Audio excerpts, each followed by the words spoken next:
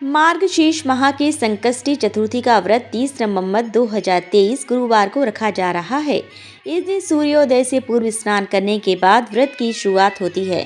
फिर शाम को भगवान गणेश की पूजा और चंद्रदेव को अर्घ्य देकर व्रत का पारण किया जाता है।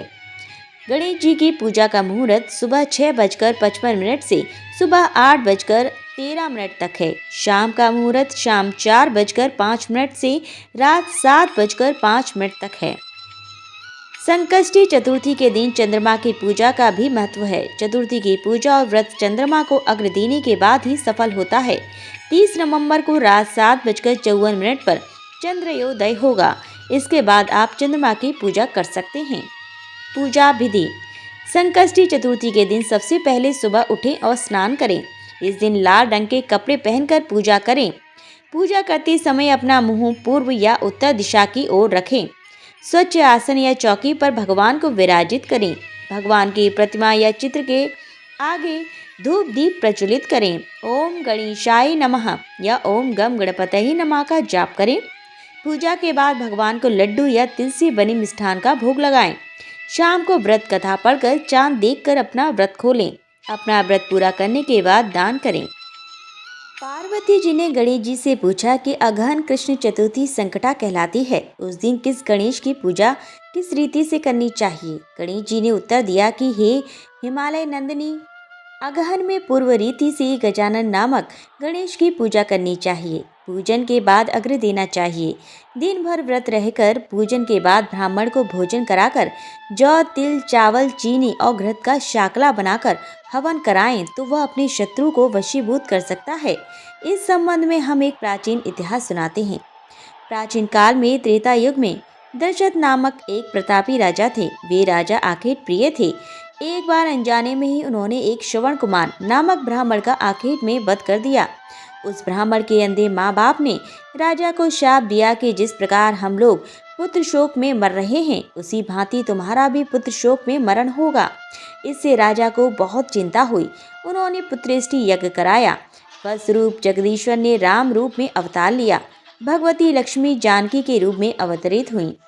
पिता की आज्ञा पाकर भगवान राम सीता और लक्ष्मण सहित वन को गए, जहां उन्होंने खरत दूषण आदि अनेक राक्षस व राक्षसियों का वध किया। इससे क्रोधित होकर रावण ने सीता जी का अपहरण कर लिया। सीता जी की खोज में भगवान राम ने पंचवटी का त्याग कर दिया और ऋषिमुख पर्वत पर पहुंचकर सुग्रीव के साथ मैत्री की। तत्पश्चात सीता जी की खोज में हनुमान जी आदि बानर तत्पर हुए। ढूंढते ढूंढते बानरों ने गिद्धराज संपाति को देखा। इन बानरों को देखकर संपाति ने पूछा कि कौन हो, इस वन में कैसे आए हो, तुम्हें किसने भेजा है, यहाँ पर तुम्हारा आना किस प्रकार हुआ है? संपाति की बात सुनकर बानरों ने उत्तर दिया कि भगवान विष्णु के अवतार दशरथ नंदन राम जी सीता और लक्ष्मण जी के साथ दंडक वन आए हैं। वहां पर उनकी पत्नी सीता जी का अपहरण कर लिया गया है। हे मित्र, इस बात को हम लोग नहीं जानते हैं कि सीता कहाँ है। उनकी बात सुनकर संपाति ने कहा कि तुम सब रामचंद्र के सेवक होने के नाते हमारे मित्र हो।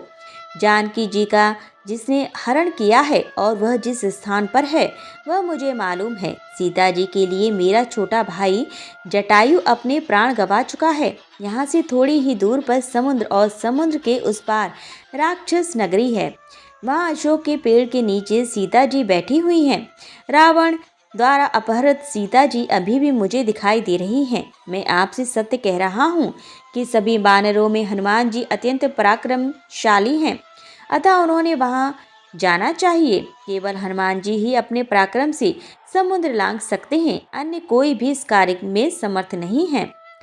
संपाति की बात सुनकर हनुमान जी ने पूछा कि हे संपाति, इस विशाल समुद्र को मैं किस प्रकार पार कर सकता हूँ? जब हमारे सब बानर उस पार जाने में असमर्थ हैं, तो मैं ही अकेला कैसे पार कर सकता हूँ? हनुमान जी की बात सुनकर संपाति ने उत्तर दिया कि हे मित्र, आप संकट नाशक गणेश चतुर्थी का व्रत कीजिए। उस व्रत के प्रभाव से आप समुद्र को क्षण भर में पार कर लेंगे। संपाति के आदेश से संकट चतुर्थी के उत्तम व्रत को हनुमान जी ने किया। हे देवी, इसके प्रभाव से हनुमान जी क्षण भर में समुद्र को लांघ गए। इस लोक में इसके समान सुखदायक कोई दूसरा व्रत नहीं है। श्री कृष्ण जी कहते हैं कि महाराज युधिष्ठिर, आप भी इस व्रत को कीजिए। इस व्रत के प्रभाव से आप क्षण भर में अपने शत्रुओं को जीतकर संपूर्ण राज्य के अधिकारी बनेंगे। भगवान कृष्ण का वचन सुनकर युधिष्ठिर ने गणेश चतुर्थी का व्रत किया। इस व्रत के प्रभाव से वे अपने शत्रुओं को जीतकर राज्य के अधिकारी बन गए।